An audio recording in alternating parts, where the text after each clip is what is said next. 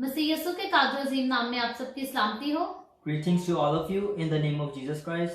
हम आपको हमारे हर रोज के बाइबल रीडिंग के प्रोग्राम में खुशामदीद कहते हैं। We welcome you to our daily Bible reading program. कल हमने कलाम मुकद्दस में से मुकद्दस यूहन्ना की मार्फत लिखी गई अंजील उसके दूसरे बाब की बाइबल रीडिंग को खत्म किया था। Yesterday we finished reading the Gospel of John chapter 2. और आज हम अपनी बाइबल रीडिंग को आगे बढ़ाते हुए मुकद्दस यूहन्ना की मार्फत लिखी गई अंजील उसका तीसरा बाब और उसकी पहली आयत से लेकर 15वीं आयत तक खुदावंद के कलाम को पढ़ेंगे। And today we will be reading from the Gospel of John chapter 3 verse 1 to 15. सो खुदावंद के कलाम में यूं लिखा है, फरीसियों में से एक शख्स निकोदेमस नाम यहूदियों का एक सरदार था। It is written, now there was a Pharisee, a man named Nicodemus, who was a member of a Jewish ruling council.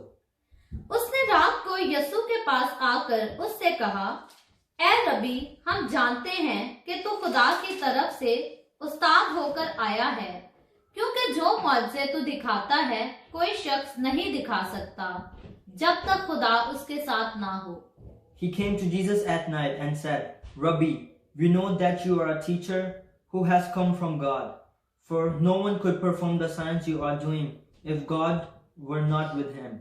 यीशु ने जवाब में उससे कहा, मैं तुझसे सच कहता हूँ कि जब तक कोई नए सिरे से पैदा ना हो वो खुदा की बादशाही को देख नहीं सकता।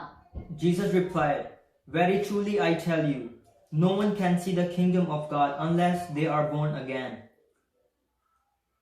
निकोदेमस ने उससे कहा, आदमी जब बूढ़ा हो गया तो क्यों कर पैदा हो सकता है?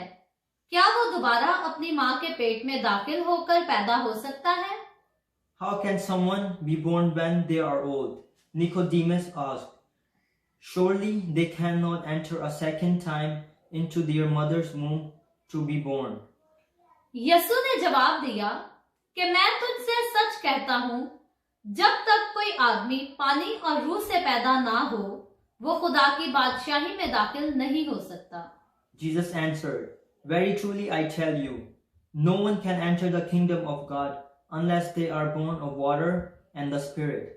जो जिस्म से पैदा हुआ है जिस्म है, और जो रूह से पैदा हुआ है रूह है।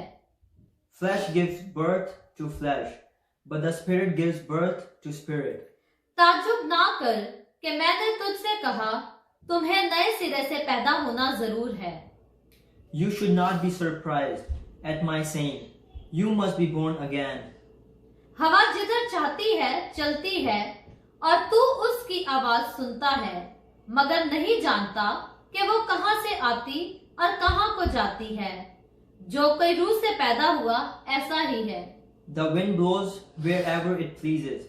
You hear its sound, but you cannot tell where it comes from or where it is going. So it is with everyone born of the Spirit. Nicodemus ने जवाब में उससे कहा, ये बातें क्यों कर हो सकती हैं? How can this be? Nicodemus asked. यीशु ने जवाब में उससे कहा, बनी इस्राएल का उस्ताद होकर क्या तू इन बातों को नहीं जानता? You are Israel's teacher, said Jesus, and do you not understand these things? मैं तुझसे सच कहता हूँ कि जो हम जानते हैं वो कहते हैं और जिसे हमने देखा है उसकी गवाही देते हैं, और तुम हमारी गवाही कबूल नहीं करते। Very truly I tell you, we speak of what we know and we testify to what we have seen, but still you people do not accept our testimony. जब मैंने तुमसे जमीन की बातें कही और तुमने यकीन नहीं किया, तो अगर मैं तुमसे आसमान की बातें कहूँ तो क्यों कर यकीन करोगे? I have spoken to you of earthly things and you do not believe. How then will you believe if I speak of heavenly things? और आसमान पर कोई नहीं चढ़ा सिवा उसके जो आसमान से उतरा, यानी इब्ने आदम जो आसमान में है। No one has ever gone into heaven except the one who came from heaven, the Son of Man. और जिस तरह मूसा ने सांप को बियाबान में ऊंचे पर चढ़ाया, उसी तरह जरूर है कि इब्ने आदम भी ऊंचे पर चढ़ाया जाए। Just as Moses lifted up the snake in the wilderness, so the Son of Man must be lifted up, ताकि जो कोई ईमान लाए उसमें हमेशा की जिंदगी पाए, that everyone who believes may have eternal life in him. खुदावन के पाक कलाम पढ़े और सुने जाने पर खुदावन की बरकत हो। Praise be the Lord.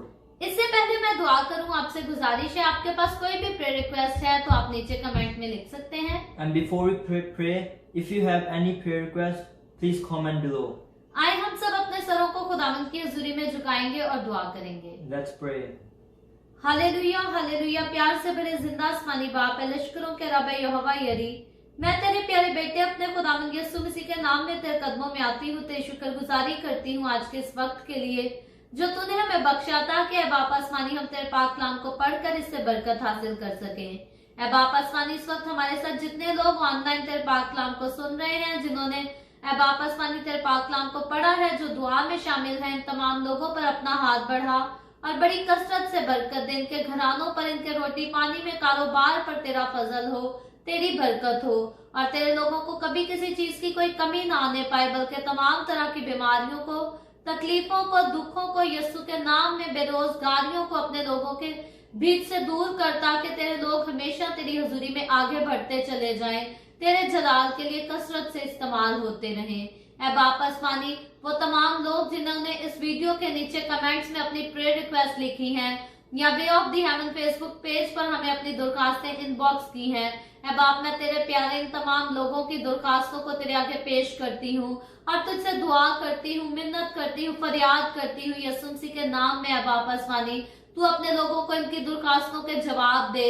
तमाम तरह के वो लोग जो बीमारियां में, ऐ बाप आसमानी, बीमारियों का शिकार हैं, यीशु के नाम में उनको ऐ बाप आसमानी शिफा बख्श दे।